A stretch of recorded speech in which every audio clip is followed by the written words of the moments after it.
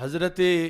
موسیٰ علیہ السلام طور پہ اللہ سے ہم کلام تھے، تو خالق کائنات جل جلالہ نے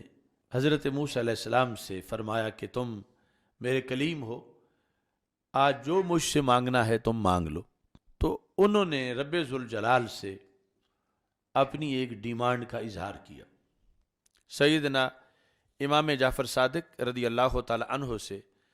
یہ مروی ہے، مختلف طرق سے اور مختلف کتابوں میں انہوں نے اس قول کو روایت کیا، جو آگے پھر امت میں اس کو روایت کیا گیا۔ المختار من مناقب الاخیار ابن الاصیل جزری کی ہے، اس میں جلد نمبر 1 میں صفحہ نمبر 327 پر قال موسیٰ یا رب اسألوک اللہ یذکرنی احد الا بخیر۔ تو جب رب ذوالجلال نے فرمایا کہ میرے کلیم جو مانگنا ہے مانگ لو، تو انہوں نے رب کے سامنے اپنی مانگ رکھ دی۔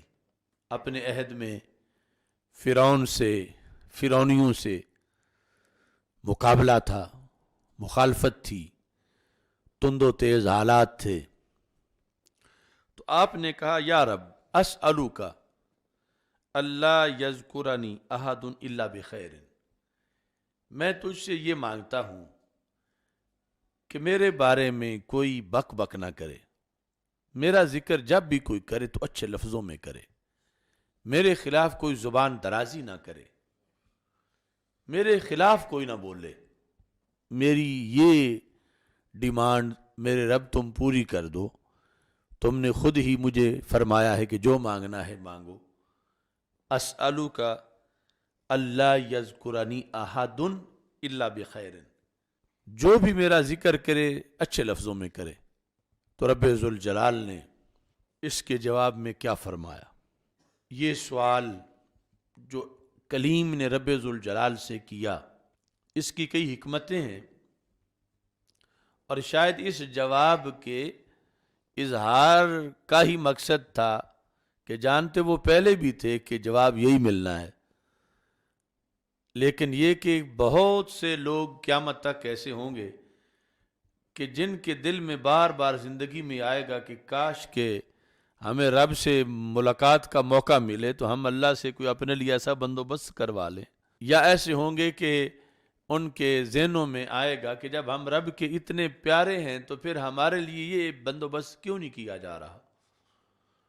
یا رب کے پیاروں کے کچھ چاہنے والے ہوں گے تو وہ ان کے ذہنوں میں سوال آئے گا کہ ہم جن کے ساتھ ہیں، یا جو ہمارے لیڈر ہیں، یا جو ہمارے استاد ہیں، یا جو ہمارے شیخ ہیں، جب وہ اللہ کے اتنے پیارے ہیں تو پھر ان کے لیے یہ اللہ کی طرف سے کیوں نہیں اہتمام کیا جا رہا کہ ان کے خلاف جو بولے اس کا منہ ٹیڑھا ہو جائے، ان کے خلاف پھر کوئی نہ بولے، ان کے خلاف جو بولے ان پر فوراً کوئی عذاب آ جائے، زبان ہمیشہ کے لیے بند ہو جائے۔ نہ جانے کتنے معاملات قیامت تک کے لیے جو ہیں ان کا جواب حاصل کرنے کے لیے اللہ کے کلیم نے اللہ سے یہ سوال قال ما فعلت ذلك لنفسی، اے کلیم یہ بندوبست تو میں نے اپنے لیے بھی نہیں کیا، ما فعلت ذلك لنفسی، یہ میں نے اپنے لیے بھی نہیں کیا کہ جس نے بولنا ہے میرے لیے وہ صرف خیر سے بولے، ورنہ بول ہی نہ پائے، ورنہ گونگا ہو جائے، یا جان نکل جائے، یا زمین میں دھنس جائے، یا اس پہ آگ برس جائے۔ ما فعلت ذالک لنفسی، کہ اللہ تو قادر مطلق ہے ازل سے ابد تک، جب بھی سوائے خیر کے اس کے بارے میں کوئی بولنا چاہتا تو رب فوراً امر کن سے ہمیشہ کے لیے پہلے سے ہی نظام ہوتا کہ فوراً اس کی زبان کھینچ لی جائے۔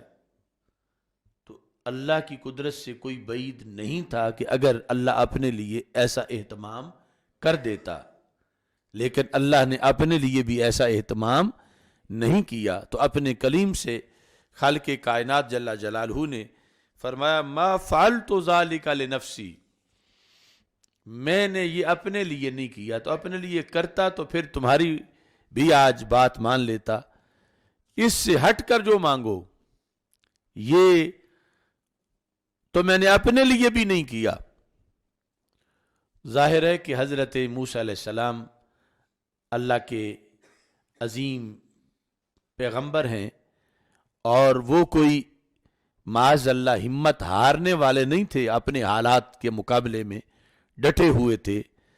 اور چٹانوں سے زیادہ مضبوط تھے، اور ان کا مقصد یہی جواب لینا تھا جو جواب انہیں ملا، تاکہ ان کے ساتھ والوں کو اس بات سے حوصلہ ملے اور آگے یہ پیغام پھر قیامت تک کے لیے چلتا رہے۔ تو زندگی کے سفر میں، گردش لیل و نہار میں، یعنی مخالفین کا پایا جانا، مخالفین کا مخالفت کرنا، مخالفین کا بولنا اور شر سے بولنا، خیر سے ہٹ کے بولنا، یعنی اس کے لیے اگر کوئی حق بولنا چھوڑ دے تو وہ اپنا نقصان کرتا ہے، اس کی وجہ سے حق بولنے والوں کا کوئی ساتھ چھوڑ دے تو وہ اپنا نقصان کرتا ہے۔ اب خالق کائنات جل جلالہ نے فرمایا ما فعلت ذلک لنفسی، میں خالق ہوں، میں نے اپنے لیے یہ اہتمام نہیں کیا۔ تو میرے کلیم آپ یہ ڈیمانڈ اپنے لیے نہ کریں کہ آپ کے خلاف کوئی نہ بولے، اور پھر جب اللہ کے نبیوں کی مخالفت ہوتی رہی، ان کے حق ہونے میں کوئی فرق نہیں آیا، نبی حق تھے، نبی حق ہیں، لیکن جو مخالفت کرنے والے تھے وہ مخالفت کرنے والے دھتکارے گئے، انہیں نقصان ہوا، اور حق والوں کے حق میں کوئی فرق نہیں آیا۔ اور پھر ساتھ یہ چیز بھی ایک واضح ہوئی، انبیاء علیہ السلام نے جو سوال کیا انہوں نے تو ان حکمتوں کے ظاہر کرنے کے لیے کیا، لیکن جب ہو گئیں تو آج ہمارے لحاظ سے کہ ہم اگر ایسا بیانیہ چاہیں کہ ہر کوئی ہماری تعریف کرے، یعنی ہماری سے مراد ہم میں سے ہر فرد اپنے اپنے ایریے میں، اپنے اپنے حلقے میں، اپنے اپنے علاقے میں، اپنے اپنے سٹیٹس میں، کوئی پیری مریدی میں، کوئی استادی شاگردی میں، کوئی معاشرے کے کسی بھی معاملے میں، کہ ہمارے خلاف کوئی نہ بولے، ہمیں کوئی ایسا رستہ اپنانا چاہیے کہ مخالفت ہماری کوئی نہ کرے۔ اس بیانیے پر بھی تو فیصلہ ایک دربار خداوندی سے آیا کہ وہ اللہ اللہ ہو کر جو جامع جمیع صفات کمال ہے، ہر کمال کی صفت اس میں پائی جاتی ہے، کسی طرح کا کوئی عیب اس کا کوئی امکان ہی نہیں، پھر بھی یہ کہ ہر کوئی اسے اچھے لفظوں میں یاد کرے، یہ معاملہ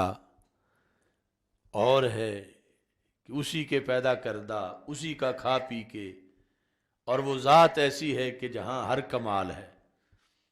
لیکن پھر بھی کتنی زبانیں ہیں جن کو یہ توفیق نہیں کہ اس کا ذکر خیر سے کریں، اسے وحدہ لا شریک ہی کہیں، اس پر ایمان لے آئیں، اور اس کے بعد پھر اللہ کے انبیاء کرام علیہم السلام، ان کی شان و عظمت، پھر صالحین، یہ ساری عظیم ہستیاں، تو ان کے لحاظ سے یہ صورتحال جب ہمیں ملتی ہے، اور ہم لوگ تو ہیں ہی یعنی عیوب اور نقص اور کمی والے، اس کے باوجود اگر ہمارا تقاضا ہو کہ ہمارے خلاف کوئی نہ بولے اور ہمارے خلاف کسی کی زبان نہ کھولے، تو پھر اس سوال جواب میں جو حضرت کلیم علیہ السلام کی وساطت سے آیا اور حضرت امام جعفر صادق رضی اللہ تعالی عنہ نے آگے بیان کیا، سفر زندگی کے اندر بے چینیوں سے بچنے کے لیے ہمیں اس پر غور کرنا چاہیے کہ اتنی کامل اکمل ہستیاں، ان کے لحاظ سے جب جو راندہ لوگ ہیں، کمینے لوگ ہیں، ان کے معاملات اس طرح کے ہیں، اور ہم تو خود اتنے نقص عیب والے لوگ ہیں، اور ہمارے لحاظ سے اگر ہمیں آج اس طرح کے معاملات کا یا سفر زندگی میں ہم میں سے ہر کسی کو اگر سامنا کرنا پڑ جاتا ہے تو اس